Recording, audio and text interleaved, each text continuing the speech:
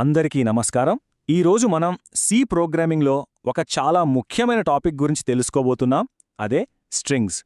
అసలు స్ట్రింగ్స్ ఎందుకు అంత ముఖ్యం? ఆలోచించండి. మనం టెక్స్ట్ని ప్రాసెస్ చేయాలన్నా, యూజర్ నుండి ఇన్పుట్ తీసుకోవాలన్నా, ఫైల్స్తో పనిచేయాలన్నా, ఇలా చాలా పనులకు స్ట్రింగ్స్ అనేవి మనకు ఖచ్చితంగా అవసరం.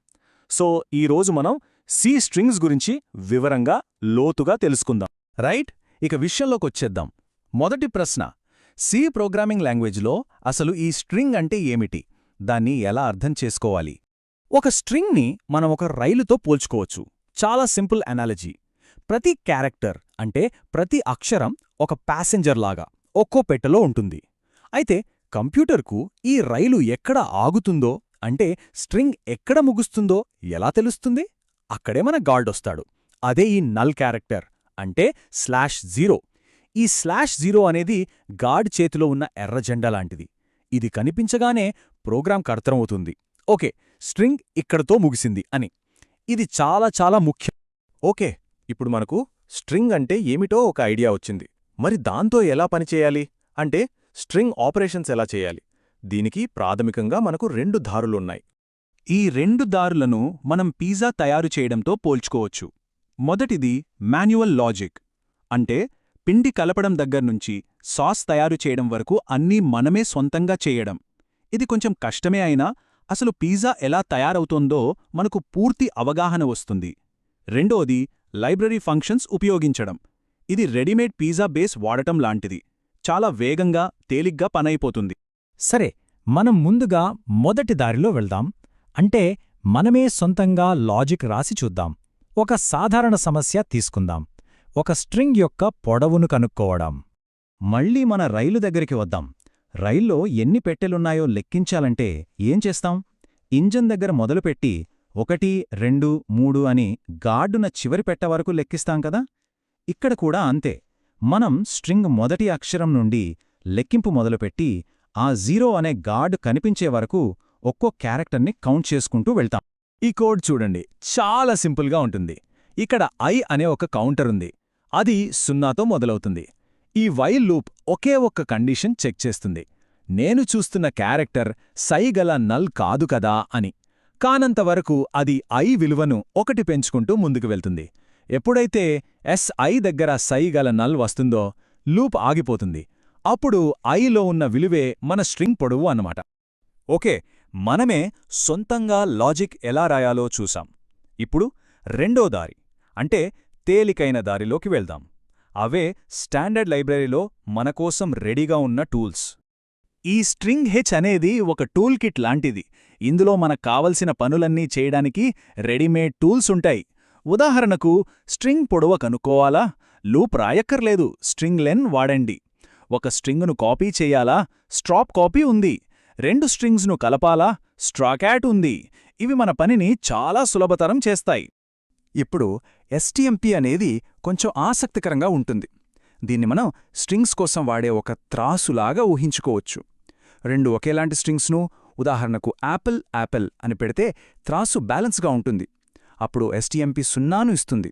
అదే ఒకవైపు యాపిల్, ఇంకోవైపు బాల్ పెడితే డిక్షనరీ ప్రకారం ఏ ముందొస్తుంది కాబట్టి యాపిల్ తేలికైనది, అప్పుడు నెగటివ్ విలువ వస్తుంది.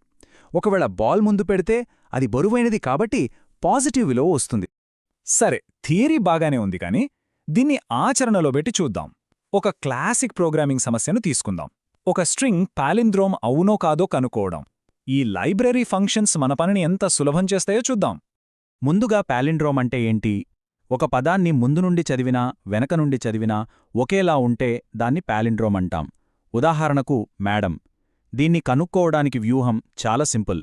ఒరిజినల్ స్ట్రింగ్ను తీసుకోండి, దాన్ని ఒక కాపీ చేసుకోండి, ఆ కాపీని రివర్స్ చెయ్యండి. ఆ తర్వాత ఒరిజినల్ను, రివర్స్ చేసిన కాపీని పోల్చండి. 2 ఒకటే అయితే అది పాలిండ్రోమ్. ఈ ఫ్లో చూడండి. స్టెప్ 1, మనం యూజర్ నుండి S అనే స్ట్రింగ్ను తీసుకుంటాం.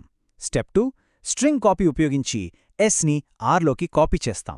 స్టెప్ 3, స్ట్రింగ్ రివర్స్ ఫంక్షన్తో ఆ కాపీని అంటే Rను రివర్స్ చేస్తాం.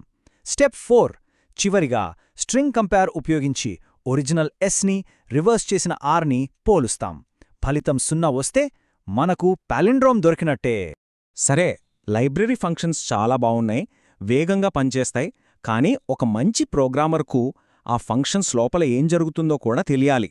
అందుకే మళ్ళీ మనం మన మొదటి దారిలోకి వెళ్ళి మరికొన్ని ముఖ్యమైన ఆపరేషన్స్ను మనమే సొంతంగా నిర్మిద్దాం.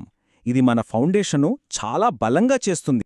కన్కాటినేషన్ అంటే రెండు స్ట్రింగ్స్ను కలపడం. ఊహించుకోండి, S1లో హలో ఉంది, S2లో వరల్డ్ ఉంది. మొదటి పనేంటంటే S1 చివరి వరకు పరిగెత్తాలి. ఆ చివరి ఏది? మన జీరో క్యారెక్టర్.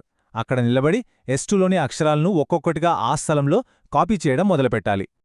ఈ కోడ్ చూద్దాం. చూశారా? మొదటి లూప్ సరిగ్గా మనం అనుకున్నట్టే S1 చివరికి వెళ్తుంది, రెండవ లూప్ S2ని కాపీ చేస్తుంది.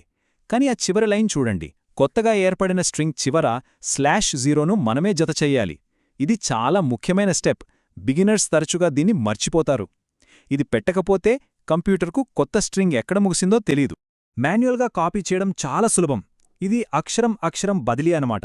సోర్స్ నుండి మొదటి క్యారెక్టర్ను తీసుకుని టార్గెట్లో పెట్టాలి, రెండో క్యారెక్టర్ను తీసుకుని పెట్టాలి. ఇలా జీరో క్యారెక్టర్తో సహా అన్నీ కాపీ చేయాలి. ఒక్క నిమిషం ఇక్కడ ఆగుదాం, ఎందుకంటే ఇది చాలా చాలా ముఖ్యమైన విషయం. ఈ హెచ్చరికను చూడండి. మీరు మాన్యువల్గా ఒక స్ట్రింగ్ను కాపీ చేసి చివర /0 పెట్టడం మర్చిపోతే మీ ప్రోగ్రాంలో ఒక పెద్ద బగ్ ఉన్నట్టే. అది మీ స్ట్రింగ్ దాటి మెమరీని చదవడం మొదలుపెడుతుంది. దీన్నే మనం గార్బేజ్ వాల్యూస్ చదవడం అంటాం. దీనివల్ల మీ ప్రోగ్రాం క్రాష్ కూడా అవ్వచ్చు. సిలో బిగినర్స్ చేసే అత్యంత సాధారణ తప్పుల్లో ఇదొకటి. కాబట్టి ఎప్పుడూ నల్ టర్మినేటర్ని గుర్తుంచుకోండి. ఒక స్ట్రింగ్ను రివర్స్ చేయడం ఒక సరదా సమస్య. దీన్ని సమర్థవంతంగా చేయటానికి మనం 2 పాయింటర్ పద్ధతిని వాడతాం. ఊహించుకోండి, మీ దగ్గర 2 వేళ్లున్నాయి. ఒక వేళు ఐని పదం మొదట్లో, రెండో వేళు జేని పదం చివర్లో పెట్టండి. ఇప్పుడు ఆ 2 వేళ్ల కింద ఉన్న అక్షరాలను మార్చండి. ఆ తర్వాత మీ వేళ్లను మధ్యలోకి ఒక అడుగు దగ్గరగా జరిపి మళ్ళీ మార్చండి. మీ 2 వేళ్లు మధ్యలో కలిసే వరకు ఇలా చేస్తూనే మరి 2 వస్తువులను ఎలా మార్చాలి? మీ ఎడమ చేతిలో కాఫీ, కుడి చేతిలో టీ ఉంది అనుకుందాం. వాటిని మార్చాలంటే ఒకదాంట్లో ఒకటి పోయలేం కదా. మనకొక ఖాళీ కప్పు కావాలి. ఆ ఖాళీ కప్పే మన టెంపరరీ వేరియబుల్ టీ. ముందుగా కాఫీని ఆ ఖాళీ కప్పు టీలోకి పోస్తాం. ఇప్పుడు ఎడమ చెయ్యి ఖాళీ, టీని ఎడమ చేతిలోకి తీసుకుంటాం. ఇప్పుడు కుడి చెయ్యి ఖాళీ. చివరిగా టెంపరరీ కప్పులో ఉన్న కాఫీని కుడి చేతిలోకి తీసుకుంటాం. అంతే, స్వాప్ అయిపోయింది. ఈ కోడ్ కూడా అక్షరాలతో సరిగ్గా ఇదే పనిచేస్తుంది.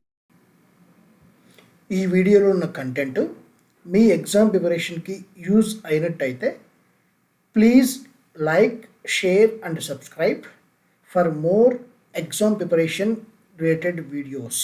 Thank you.